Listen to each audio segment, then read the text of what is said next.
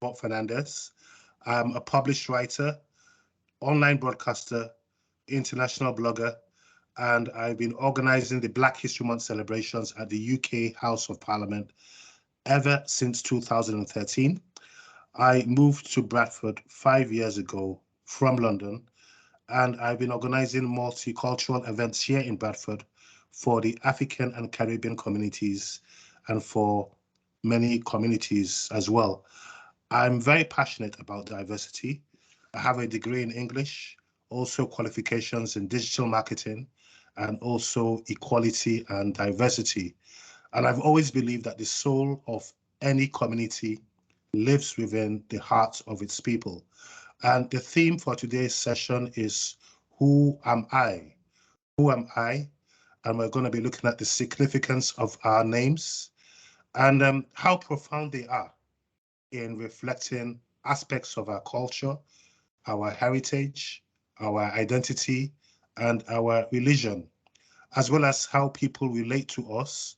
So it's going to be a very, very healthy but thought-provoking brainstorming session, and I hope you all enjoy it as well. So it's a pleasure to meet all of you today as well.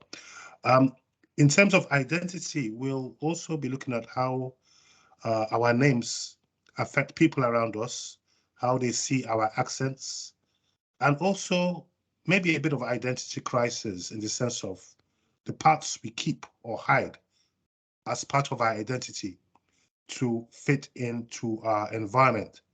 So, as you know, my name is Tony Tukumba Eteka Fernandez, but I'm going to focus mainly now on my myself, first of all, my Nigerian names. I was born in London. I'm originally from Nigeria, and my names are Tukumbo and Eteka. Tukumbo and Eteka. And anytime you see someone who's called Tukumbo, it means a king who was born over the seas. That's a king who was born away from his homeland. So in this instance, even though I'm originally from Nigeria, I was born in London.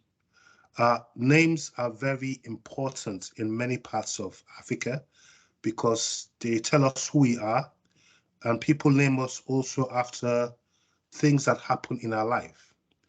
My other name is called Eteka, Eteka, which is from the south part of Nigeria. And the meaning of that is mommy's dad, mommy's dad. So it's a name which is used to show affection and love. But I suppose it was also given to me because it reminded my parents of my late great grandfather, and possibly I had traits that belongs to him itself. And so, yeah, I find names very, very crucial, very important as a sense of identity. For me, it's a sense of pride. We'll also be talking about also how important is it for people to pronounce our names. Yes, we live in a country which England is the main language, but how important it is also for people um, to pronounce our names. So you're all welcome. And I'll be having some questions, but I'll encourage you to chip in where you can with your personal stories and experiences as well. Before I throw it open to the floor to tell me who you are. Oh, sorry. Also, we'll be talking a bit about our dress code as well, because that's part of identity. As you can see today, I'm in a traditional attire. I'm wearing a black cap, which is like a beret, and it's a symbol of war and royalty and pride. And the legacy has been going on for very, very many years in Calabar, Nigeria, which was the first capital of Nigeria and a region which has the biggest carnival in the whole of Africa. So much heritage there. So I would like to start off first by bringing in Nahid Hussein, first and foremost, because she's had so many years experiences as a practitioner and a teacher of ESOL. And so first and foremost, Nahid Hussein, many years in that industry where you've seen so many overseas students. Number one, what are the experiences of many of those students in terms of their names in the UK setting? And secondly, how important are our names to us in reflecting our culture and our heritage? Thank you. Thank you very much, Tony. I would say that I've been very privileged to work with people from all over the world. When I initially became interested in teaching ESOL, it was by accident. Adult learning was something I discovered by accident. I was quite young at the time. And I think careers advisors don't really advise you about adult learning. So especially and I became a manager, I was quite young. And that was mainly because people believed in me that I could do this job and encouraged me in a team of around 25 people. And it was around 2000, 2001 when I felt the world came here. We had the people from Kurdistan with the fall of Saddam's regime. I think the experiences that I've had in terms of names is I'm always interested in names myself because I hated my own name. So I always complained to my father, why did you call me Nahid? It just sounds horrible. He explained to me why he called me that. He chose that name, which it means the evening star, and it's supposed to be the brightest star in the sky. And he always sang "Twinkle Twinkle Little Star" on the doorstep before he went to work. And I think that's when I started liking my name, and also because most South Asian names, my name is of Persian origin, but there's also a similar name in Arabic, which has a completely different meaning. And I was a bit shy when I found out that it was different meaning. I'm not going to go into too much detail, but I always insist mine's Farsi, which is Persian. I think working with people from all over the world has I said, has been a privilege. And what stands out for me, yes, accents are there, but I think accents can be very endearing. And in my experience, sometimes the teachers in my team would say so and so is a bit threatening, or they talk really loud, but it's just mannerisms. It's just basically part of the person's culture. So I think we've had a lot of training. I worked in a college, FE college. When I was there, we had the Stephen Lawrence sad murder of Stephen Lawrence. I was a young person at the time. I think all of this mix really was an interesting time for me. And also to learn that it's not just people from outside of the country who can experience discrimination, because I worked with people in race equality, and they said that people who are Irish experience more discrimination. So it's invisible. Basically, it's not visible. It's not based on how people look, but how they sound or where they're from. And I think for me, as I said, I met people from Cameroon all over the world, and I found that beautiful because I worked in Huddersfield, and when I started there, you didn't hear many accents when you walked down in town centre, and then over the time you heard so many different accents, and I think when you're teaching ESOL as well, pronunciation is very, very important, and we had a situation where one of the learners was beaten up because he mispronounced a word in the pub, and we discussed that how words can be. I think it's also if you don't accept people or people look different, you may be more reactive to situations. This is based on my learners' experience. Am I answering the question, Tony? Yes, you are. Yeah. Yeah. Is there? I can go on more. I can tell you loads of stories about my amazing ESOL world. But I'm just trying to visualize also a scenario, because you're working in the ESOL world, or you've been working there for very many years now, and sometimes you teach pronunciation, linguistics, morphemes, having things to pair up.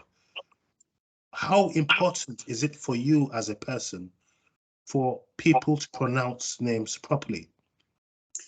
I think it's really important because names matter in, I think, most cultures.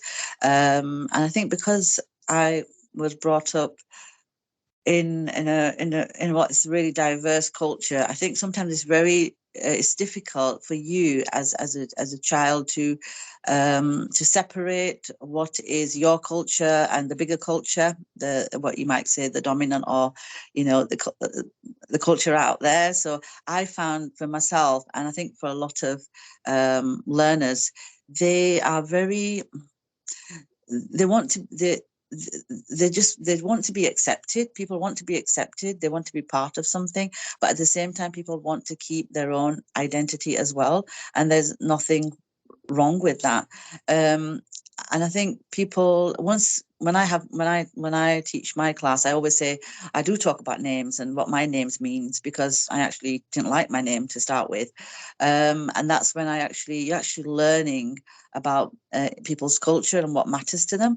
And I'll give you an example of an ESOL class. So at one time we had 12 learners, all from different backgrounds, and just teaching each other one word, it just makes a massive difference. And if I know a Kurdish word and I speak to a learner who's Kurdish, I might just know one word, but the smile on that person's face is just says it all, how they feel included. So I think it's all about, we all want to be included, we all want to feel part of society, but I think because if you look different, you sound different, then you do feel that you're not being maybe you're not going to be accepted.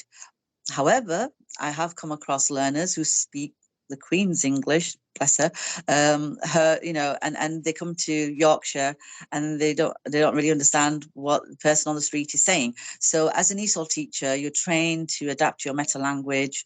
So the learners always say, we understand you, but we don't understand, Joe Bloggs on the street. So I think, and I have to say, one of my professors at Bradford University, who's Irish, said, Naheed, you need to get rid of your Yorkshire accent. It's awful. And I said, well, like, you're Irish, and you're asking me to get rid of it. And he really meant it. He wasn't joking. So I think names are important, the language and what they mean to people, and obviously in my culture, my faith, you need to really be careful about the choice of names. You choose a positive name, a name that's going to. So if you choose a negative word, for example, and you call somebody by that name, it's going to have a negative impact. So I think it's really important to know what names mean, and that's all part of a person's identity. And I think when we give people labels like asylum seeker, or I choose to say person seeking asylum, it has very negative connotations, or refugee, and people come with those, feeling those. And what's also really apparent is, I would say, the relationship between parents and children. So if the parent doesn't speak English fluently, but the child does, there's a whole study on this where children can feel really embarrassed that their parents don't speak with sort of in the accent that they speak, and people will be judging them. But I remember that never really bothered me. In that sense, my dad's English was really quite good, but my mum always wanted to learn English, but she was a carer, and she always regretted that she didn't have the time to actually go and learn it, but she understood it a lot. So I think people want to learn the language, and don't get me started on the funding side of things in the ESOL world, but it is really, really important that the ESOL classroom is basically a place where you create real life situations outside of the classroom. So in a comfortable, safe space, you get to practice speaking English, and nobody makes fun of anyone else in the classroom. And it's creating real life situations in the classroom so people can feel confident to go out of the classroom and practice that, and then come back and tell us how that went. So basically, talk is work in the classroom.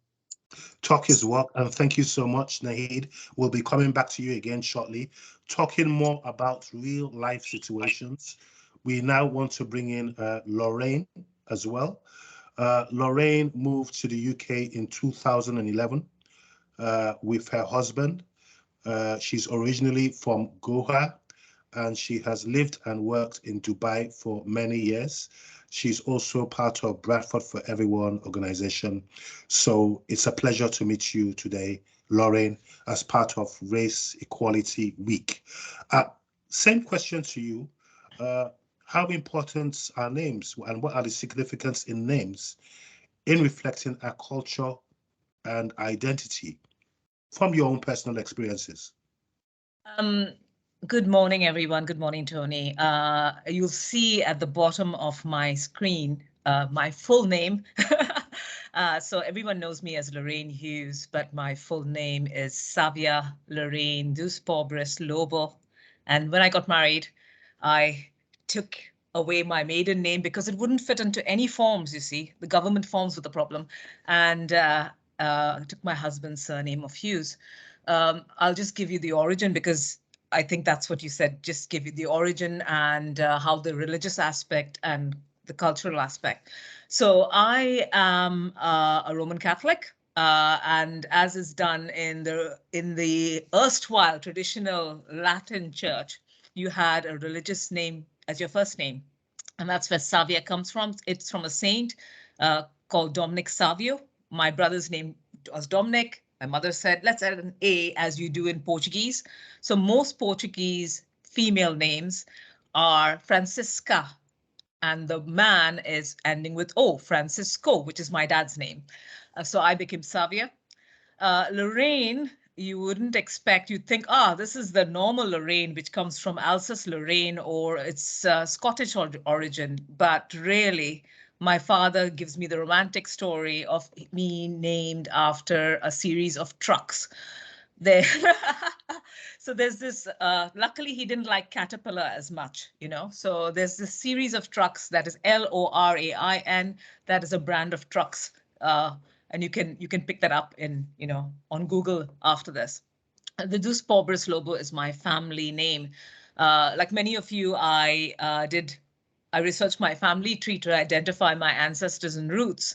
And Dos Pobres Lobo comes from the conversion of my the root family, Hindu Brahmin family in the 16th century to Roman Catholicism.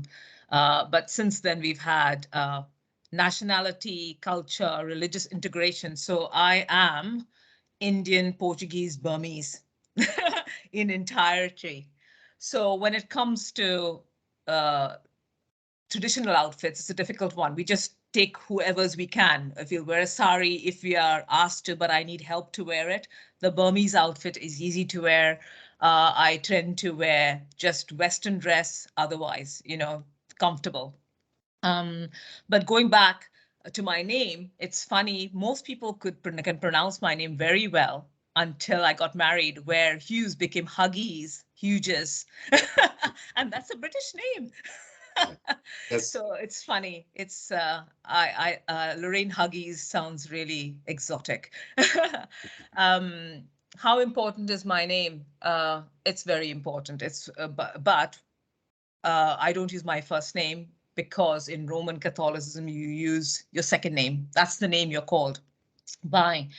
And it causes a bit of confusion. So it's important to me. It causes a bit of confusion. People tend to read your first name and say, Savia, and I don't answer to that. So there's all these things that tradition has put in place that sometimes causes confusion across different cultures, etc. And you've got to explain to people why you are named a certain way. Funnily enough, no one has ever asked me where Lorraine comes from. They've just accepted that I'm Lorraine, but that's because I've grown up in a multicultural environment.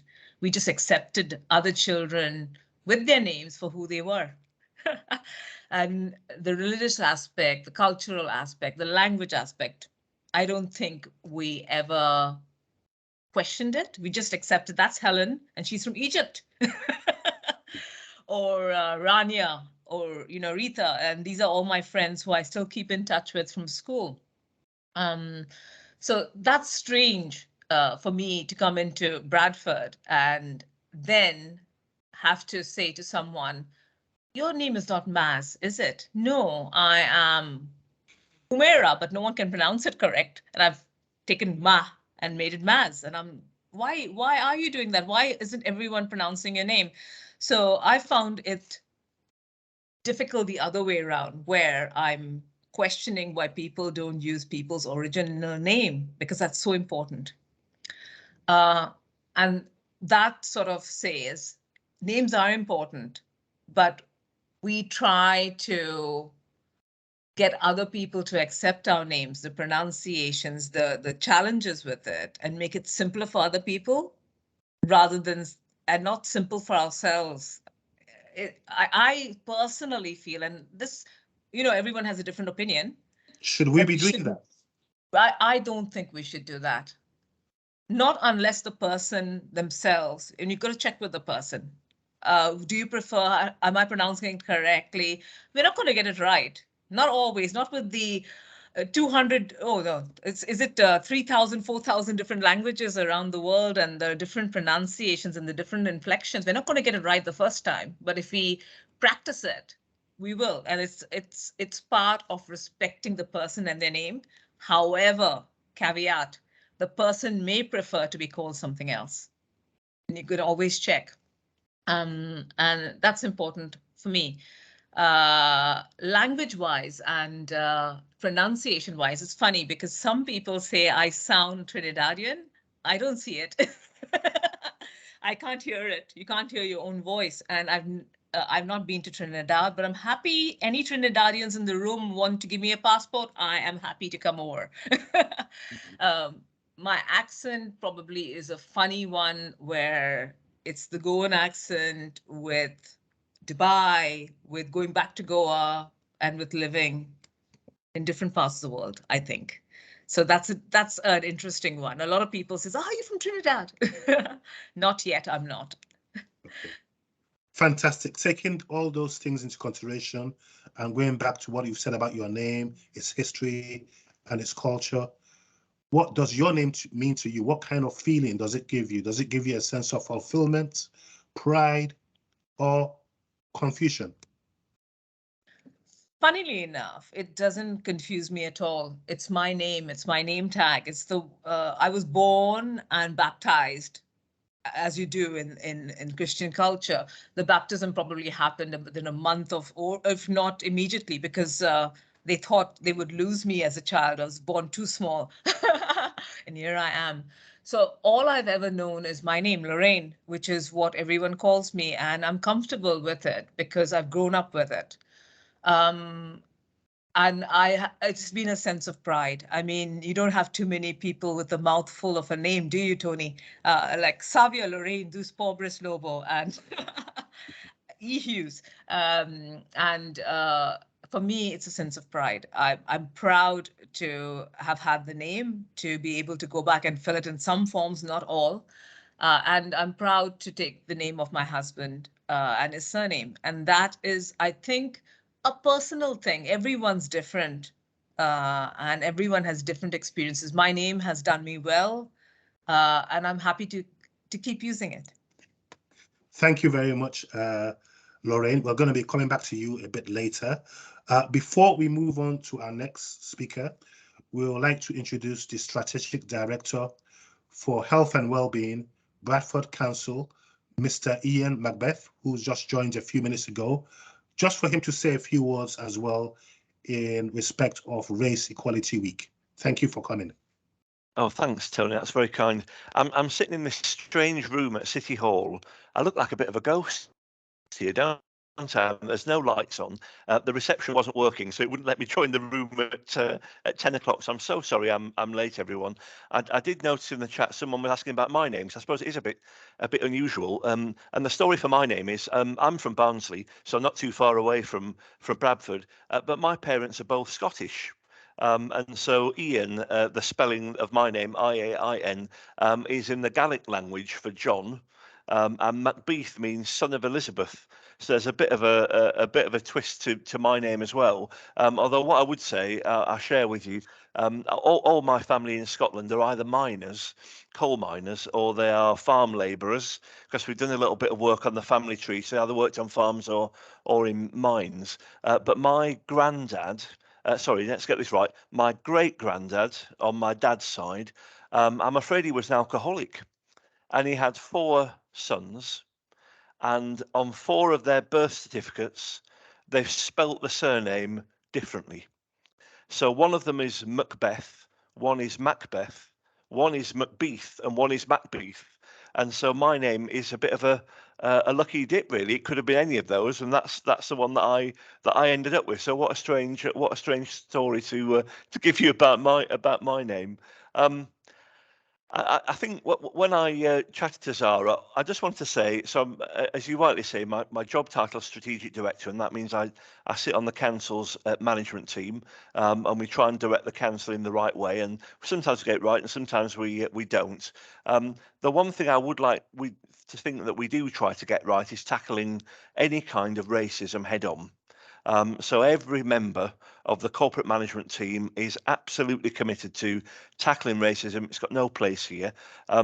We know as public servants that we've got to represent our communities. And we know at the moment that certainly the top management here at Bradford doesn't do that, but we want to do that. So we're trying to move towards that and spot talent and get people into the right jobs. It's really important that at every level and in every job type, we represent the communities that we serve. And so my own ambition is that when I leave Bradford, whenever that may be, hopefully a year's time, that applying for my job will be somebody who doesn't look like me. That is my ambition for growing people either outside Bradford or within the council, so that when I leave, there's somebody applying for my job who don't look like me.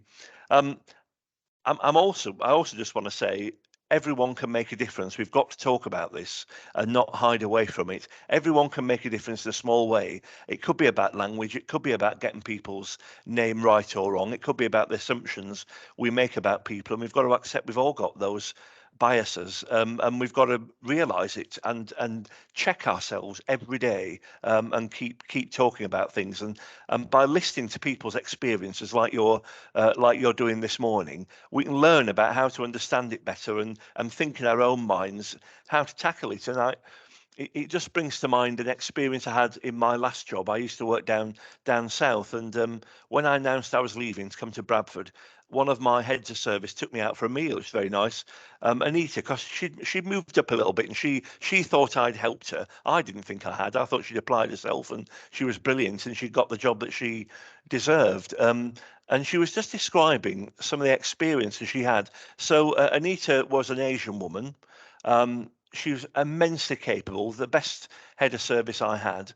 Every time she went to someone's house to intervene in a complaint or deal with a difficult circumstance, and perhaps she took one of the social workers who was dealing with the case with her, they always assumed that Anita was there to take notes. They didn't assume that Anita was there as the manager.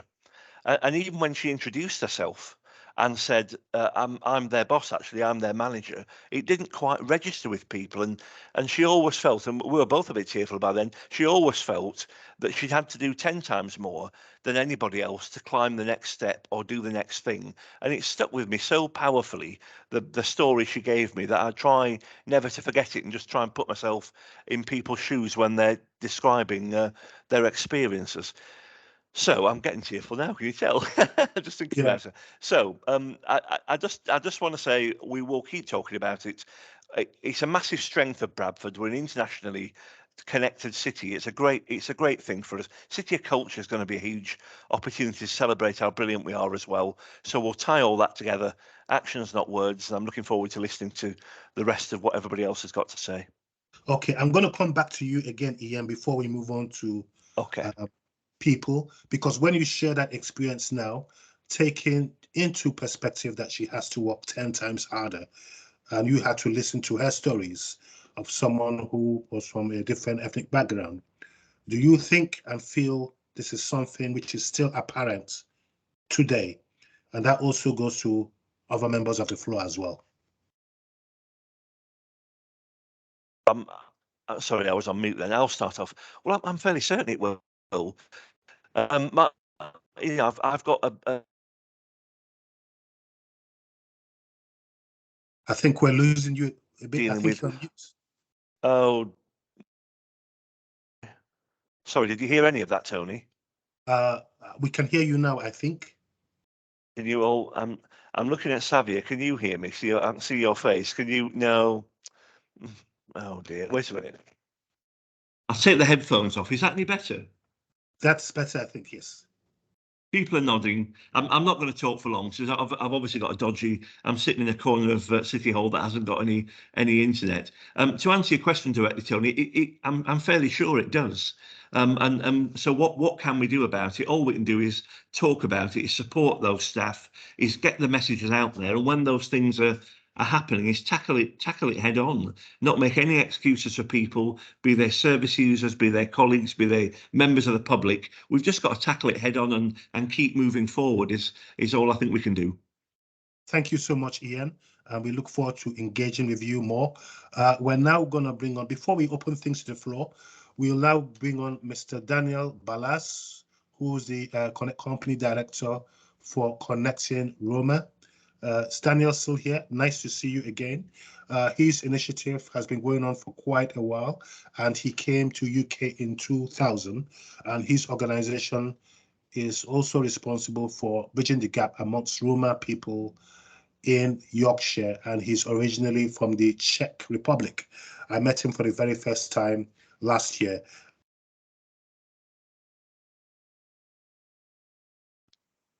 Oops, I think we've got our Tony stuck.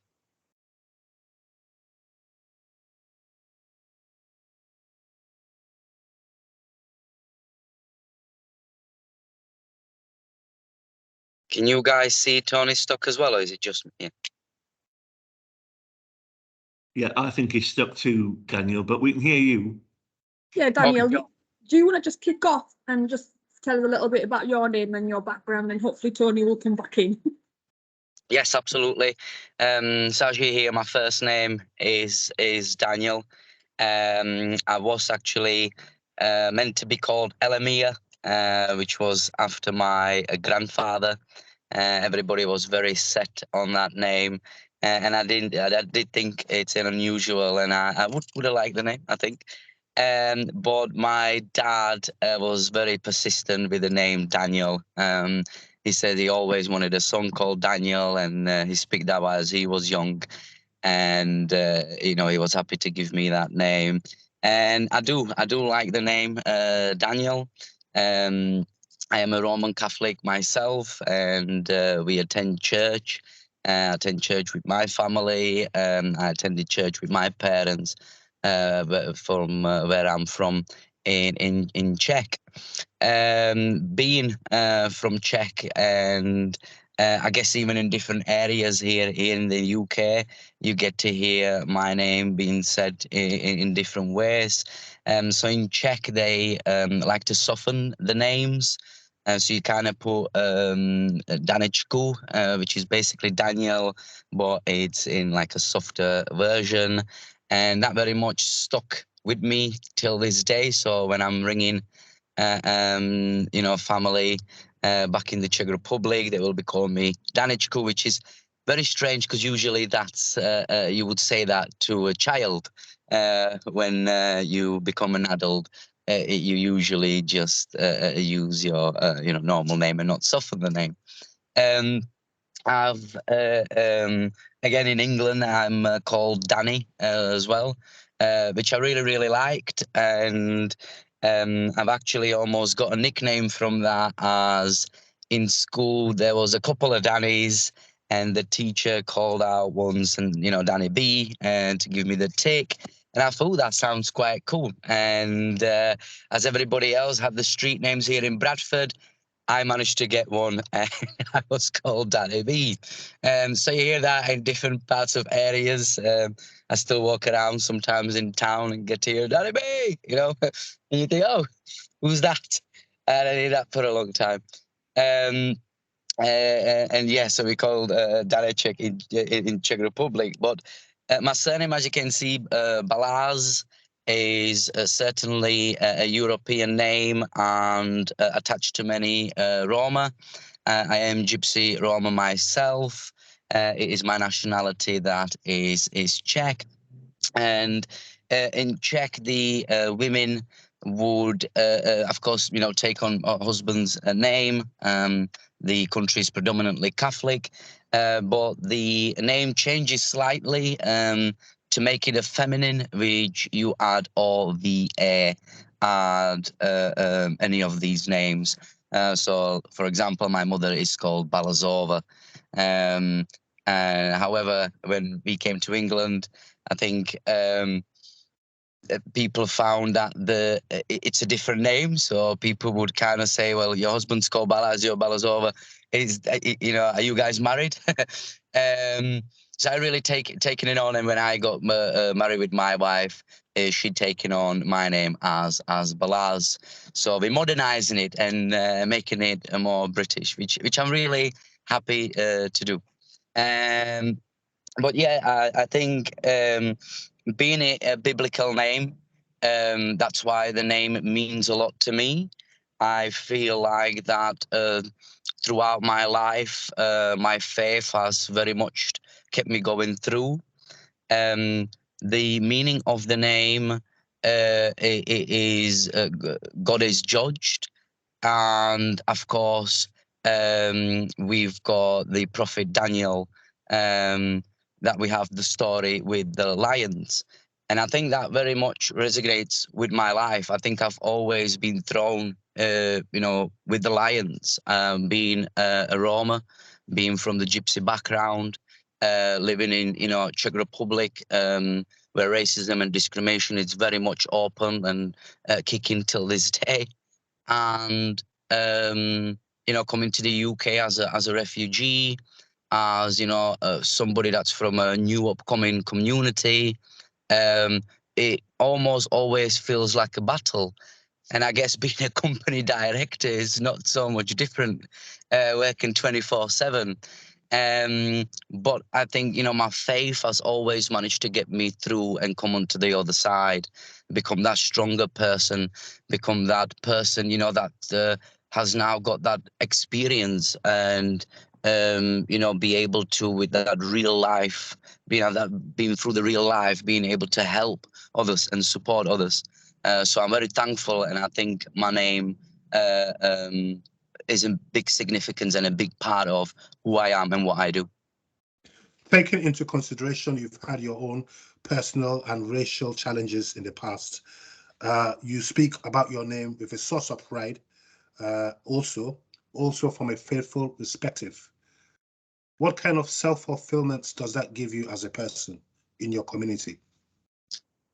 I think when I speak to my community, and you know, especially the Roma men, sometimes really come down on me and you know, why are you doing this? You know, how much money are you getting paid? You know, how much money are you paying people, and how do you get this and how do you get that? And you know, I explain as much as I can, and the simple answer is I feel like I am doing God's work. I work for the man above, and I haven't chosen to be here, guys. You know, I've done this all my life, to be honest. Since I was being young, I could speak English when I came to Britain, so I've been very much utilized by the Roma community from day one. But it's, you know, not something that I've planned to do for the rest of my life yet. You know, the path is here, and I very much again feel like this is the God's path, and this is what I'm meant to be doing. And so here I am, and here I go almost. Thank you, Daniel. Keep up the amazing work. Now we're just going to shift, because we've got 20 minutes left. We want to throw this open to the rest of the audience today. The question is, what are the personal challenges and barriers you face as a person in relation to your identity? And what is the way forward? And this is for anybody now.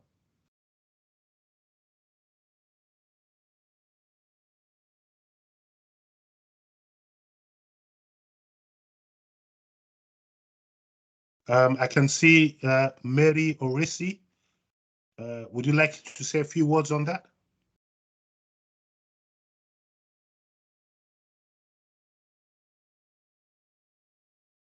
Yes, I can say a little bit about my identity, though I didn't put up my hand, but I'm okay. I'm happy to do so.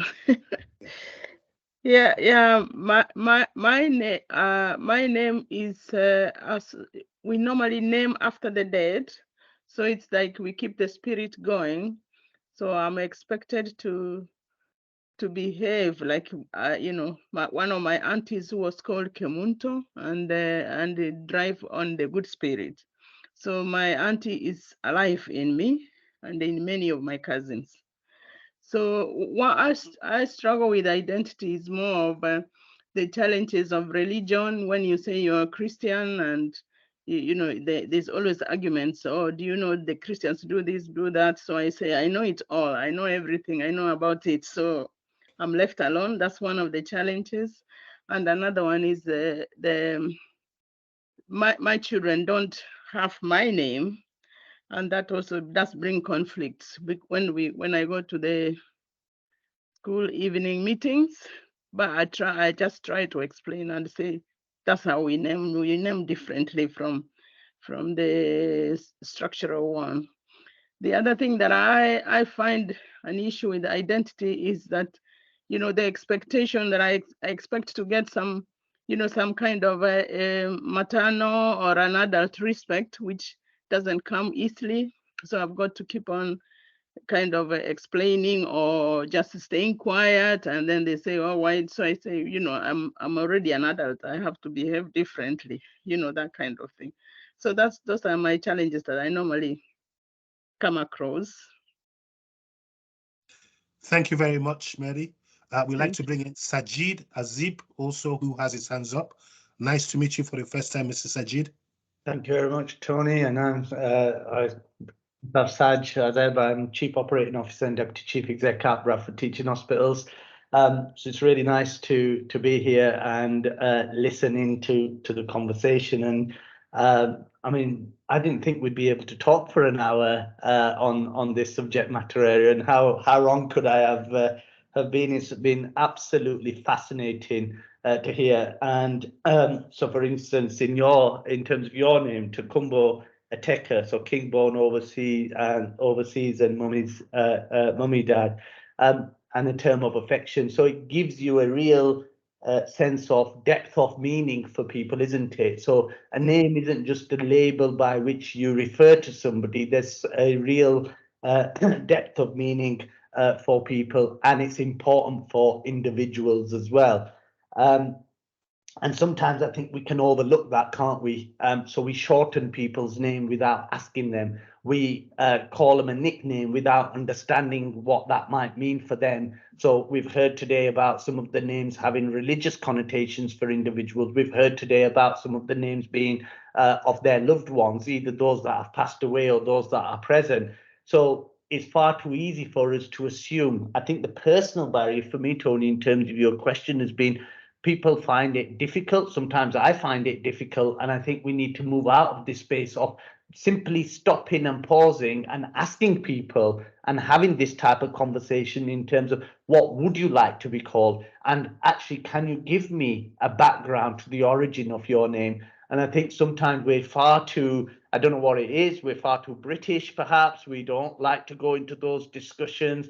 But what this conversation has made me realize is the importance of actually having those conversations, because every single person has been able to today highlight what their name means to them. And some people would like their name shortened, and some people might not like their name shortened. But what we can't do is assume it's okay for us to call somebody other names. I've heard lots of stories where somebody's looked at somebody's name and said, oh, that's really difficult to pronounce. I'll just call you Jim. well, no, that's not acceptable, and we shouldn't accept that in any point in time. So thank you from me, firstly, in terms of how fascinating and interesting this discussion has been, and some learning points, I think, in terms of taking a few moments to perhaps at the start of a discussion, asking the person, so is it okay? What can I call you? How would you like me to pronounce your name? And what's the background and history? Because I'll be honest with you, I did not know the origins of the word Tukumbo or Eteka, and I've learned that today. So thank you very much. Thank you very much, Sajid, for sharing your experiences. And we believe that after this morning, it will be about way forward, having solutions. So it's not just a collective conversation, but it's more of a question of the solutions in bridging community cohesion. I'd also like to bring in Saima. Saima. Hello, hi. Yes. It's I Saima. pronounce your name right or wrong? It's Saima. Saima, nice to meet you. Saima. Thank you. Nice to meet you too. Thank you so much, everyone. It actually has been fascinating. I think one of the things I want to share about my name. So my name's Saima Riffat, and my first name is very personal to me, and it's so personal that I prefer to be called, and have been since the age of, I think, 10 or 11, as far back as I can remember. I've been called Sam by family, friends, siblings. In fact, to the extent where my nieces and nephews don't, I've got 14 nieces and nephews, and the elder two probably do know by now, but the youngers, if you were to call me Saima around them, they wouldn't be able to relate to it because they don't know me as Saima, they know me as Sam. And the reason why Saima is so personal to me, so Saima means the one who fasts. And I began to fast at a very young age. And I remember being told by my parents I'm too young to fast.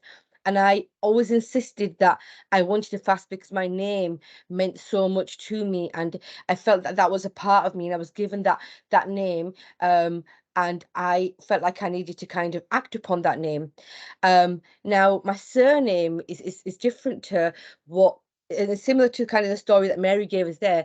In my family, we usually give a surname that the grandparents have or the parents have, and it's passed on generations. Now, from all my cousins, my grandfather had 8 children. My father was the eldest of those 8 children. I am the eldest of my grandfather's grandchildren, granddaughters. So I've got 2 older brothers. And my grandfather gave me a name that was different to his surname. He gave me the name Riffat, which means the elevated one. And I know now, from kind of seeing the pride he had in him as I excelled in my life, that he gave me that name because I think he recognized being a South Asian woman was not going to be easy in the society that I live in. And he gave me that name to as that kind of a start to kind of give me something to live up to. And to me, that name is so powerful. I often get called my surname as my first name, which is a challenge for me because like I said, my names are very personal to me. So I like to be called Sam for that reason. And I won't often be referred to as Saima unless people kind of really understand the meaning of it and the kind of the sentiment behind it for me. But more recently, I've been using the name Saima because I feel that there's a recognition or a thought process around, well, does she use her name Sam because she wants to sound more Western, or because she kind of doesn't like her name Saima? And that's why I started using my name Saima. Again, it came back to what other people thought and kind of to be able to meet those expectations. But the truth is, I like to keep my name personal. I like to keep it close to my heart, and I like people to call me Sam. And then there was a period at university where I was often called Houdini. So what I did was, my name on Facebook is actually Sam Houdini Riffat. And the reason why I did the Houdini in there is because, and why I was called Houdini was because I had a very busy spell in my life where I was never available for anybody. And that's why a lot of my friends at university called me that. But it was important for me to hold on to that, to remind myself that, you know, the relationships that I make over the years actually are important to me. People are important to me, whether it's my friends, whether it's my family, whether it's my colleagues. And that name, I kept it as my Facebook name because I hardly use Facebook. When I do, it's a reminder for me to be more available, because that's what makes me happy, to be around there, be around for people that care about me. And show them that I am available if they ever need, because I am. Someone can pick a phone call up and call me and say, and not have spoken to me for 6 years, and I won't be like, well, why are you calling me now? I will want to help. And that's just how I've always been. So so that's my names. And Rifat is, although it's my surname, some people have that as a first name. So I understand and appreciate that people don't always recognize that it's also a surname, and that's why they sometimes call me by that name. And sometimes I just feel like it's a little bit ignorant when I tell them on numerous occasions that that's my surname. Can you call me by my first name? And they still do it, and then I stop asking, because I think it gets to a point where you kind of just realize that that person has maybe embedded within their mind that Rifat is the first name, and whenever they think of you as Rifat, and for that reason they will continue to call you that. Maybe I shouldn't accept that, and maybe I should kind of challenge it more. I don't know. It doesn't make me feel, it doesn't annoy me. I just kind of feel the other person is a little bit ignorant when they repeat it after I've told them. So yeah, that's my story in terms of my name.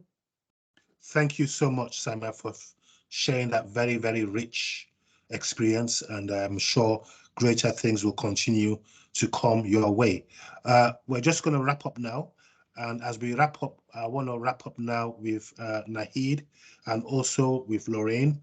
Wrapping up as part of Race Equality Week, where do we go from here in terms of like our names, our identity, and creating a sense of belonging in Bradford for community cohesion? Because for me personally, I feel we still have a long way to go in Bradford in bridging diverse communities together, and I'll have to keep that real. I'll start with you, Nahid. I think as you've as it's been highlighted in the whole session today, it shows that we are human, that we feel the need to belong, and I think the name is a good starting point.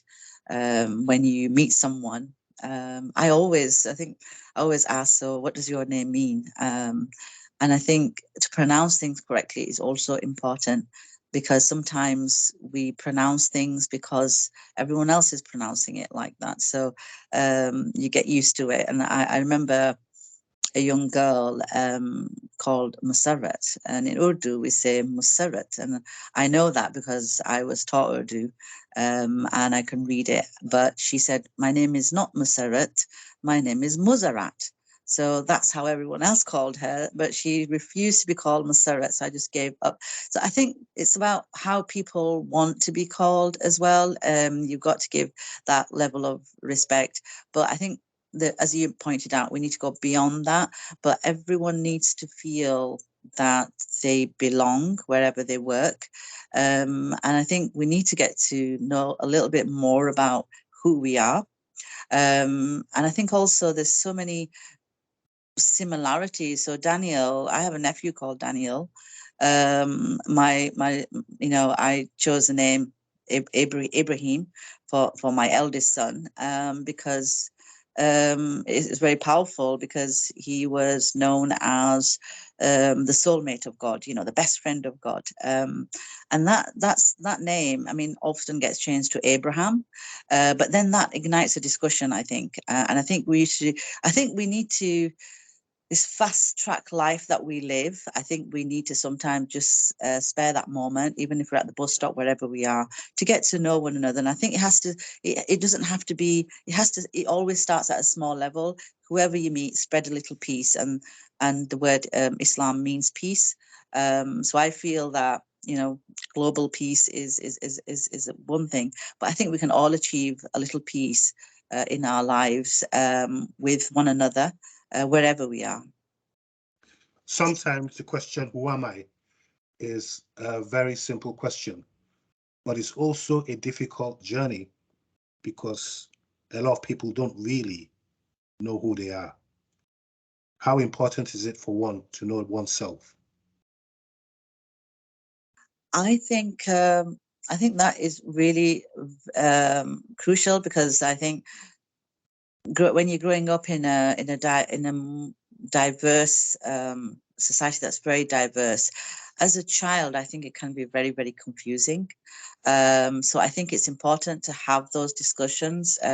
If you're a parent with your child in the schools, in classrooms, wherever we are, it's really important that we can talk about that, rather than feel that I think there's more a feeling that we have to fit in, whereas when I was growing up, it was more be yourself.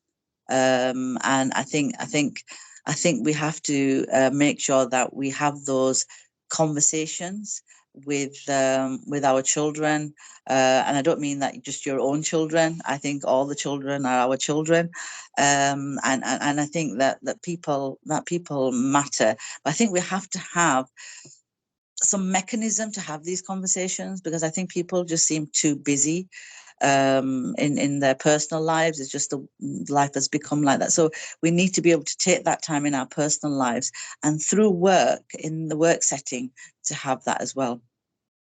I'm not sure if I answered, but I hope that's answered. That's beautiful. Yeah. Thank you so much, Naheed. Keep up the amazing work you're doing. And same 2 questions to you, Lorraine, as we wrap up. You got me thinking, and you got me thinking because I face this on a daily basis. I refer to Daniel and his name. I have a husband called Daniel, or the husband called Daniel, and he hates being called Danny. And, you know, it's a common name because we've got 3 people, at least 3 people, if not everyone in this room having a Danny in their lives or a Daniel in their lives, to use the original name. And yet it's unique in how each of those Daniels wants to be called or will accept being called. And where do we go from here? We understand that everyone is unique with their names, with their faces, with their characteristics, with their cultural abilities, nationalities, or original nationalities, religion, etc. But within that, each one of us has, it's like a Rubik's Cube. We have this, I'm not only my name, I am every facet of who I am, and I'm complex, and I'm still trying to find myself, and I find it difficult to understand myself. And every person you meet will be like that. It's about accepting the person, how they are, and accepting that they will change over time, and they have changed over time. But also accepting that our relationships with someone else is complex and different and unique. For example, if my child has got autism or my child has got a speech impediment, they won't be able to say my name as I would like it to be said. So you have to understand that, and so it is it's more complex than just what I think. It's about those relationships with other people and accepting that some people won't be able to pronounce my name because of certain impediments, and accepting that and the relationship that works through into the future on a unique understanding. Thank you so much. It's been beautiful. We think we have about 30, 60 seconds to wrap up, because I've just seen a comment from Diana Anna, which says, slavery took away my name, my identity. I would love to know what is my name. Diane, are you available just to highlight on that a bit? Hi, I have to laugh. It's Anna, not Diane, and not Diane. I put a comment in the box somewhere, but no, absolutely fine. I've been called a lot of horrible things, and that's not one of them. I am fine. My name's Anna. It's been a bugbear of mine for a long time. I'm in my 50s now, but it's always been like, well, what is my name? That's why it doesn't really matter. Call me what you like. I could be somebody totally different, and I would never know. And it's been a battle, an internal battle, because I've got lots of different. Everyone has lots of different personalities working within that one body, but I always walk around feeling like I'm not sure. I'm a bit of an imposter. Am I Diane? Am I Cannaville, which is my maiden name? But that Cannaville, when I search for that name, I find a lot of white-faced French people. I don't know who I am. I haven't a clue. It's quite sad if you think about it too sort of deeply, but I tend not to. I just know that there's a reason. Slavery is that reason, and I will never be able to turn back that clock. So therefore, I have to remain with what is, a name that, well, at least this time I've chosen. My husband's name, Diani. I'm Anna Diani now, and that's as good as it gets. I don't know who I am. Thank you for that insight. Lovely to meet all of you today. And once again, God bless you as part of Race Equality Week. I myself am going to be organizing an event on Friday, the 12th of May at the City Library, aimed at promoting the true life stories of community heroes in Bradford. So you're all welcome, and feel free to contact me for more information on that. And God bless you all.